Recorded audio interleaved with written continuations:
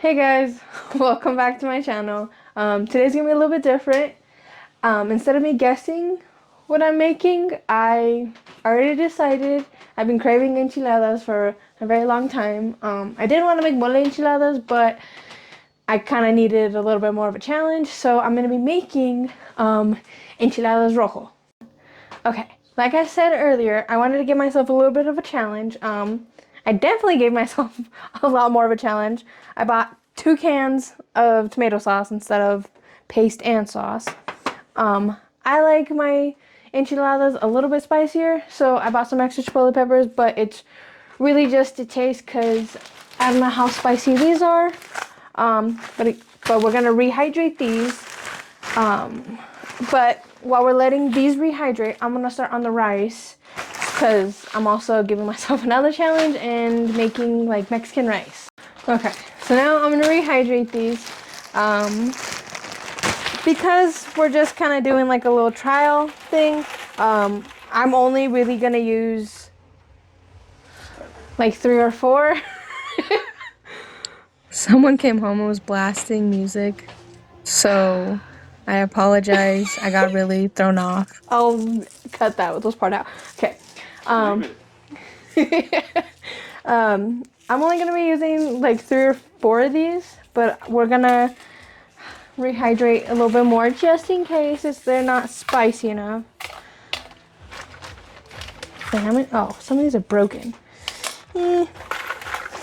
We'll do that. Got some hot ass water coming out of our sink, so I'm gonna leave it like that. Oh, and the Mr. Handy cameraman, don't let me forget to use the water from these because I will forget. Just to put in the salsa, the I enchilada didn't end sauce. up using it. But anyway, well those are going actually. Do a little more.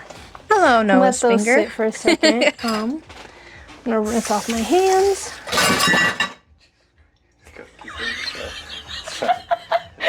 um, then now we're gonna cut to me getting the rice ready. So I spilled the rice, which is unfortunate, but you know, gotta have fun in the kitchen.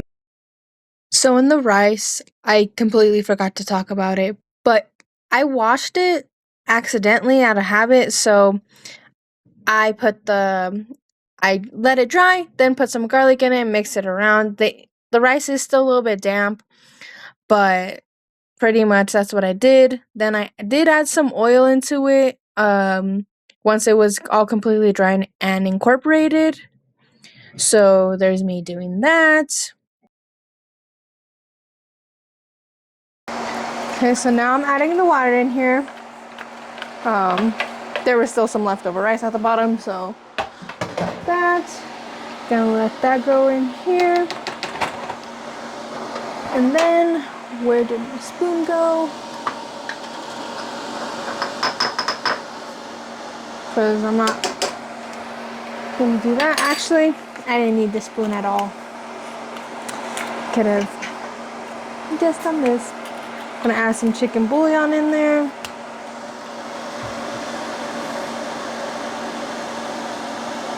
Actually, where's the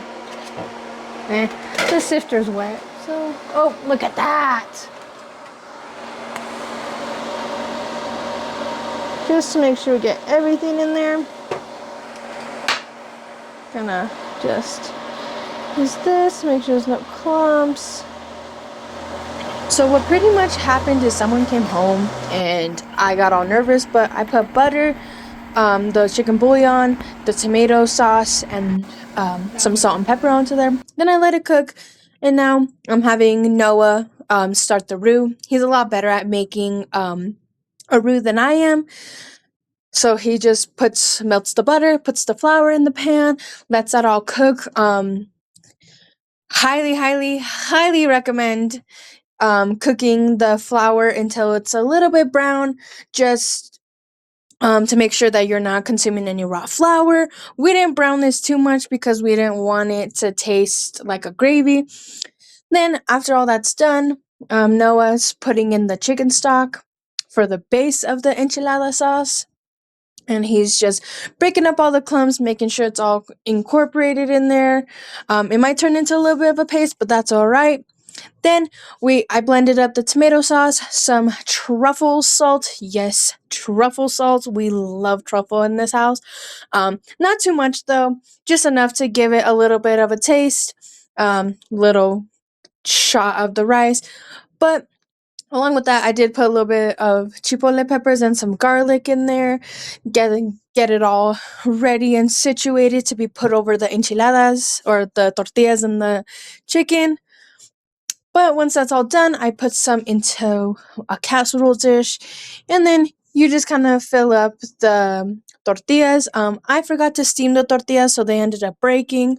So make sure you do that, ladies and gentlemen, and anything in between.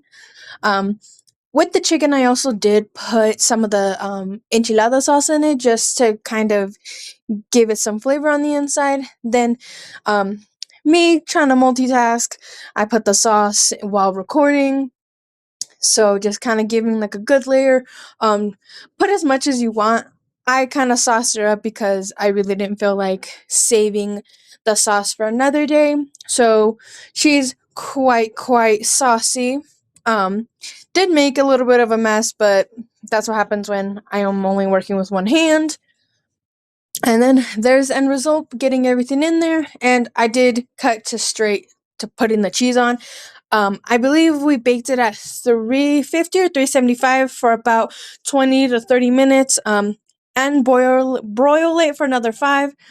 And then now here's Noah serving himself a big old heaping plate of it. He couldn't wait to eat it. He didn't even care how hot it was, but it came out really good, and I hope you guys enjoyed watching us cook.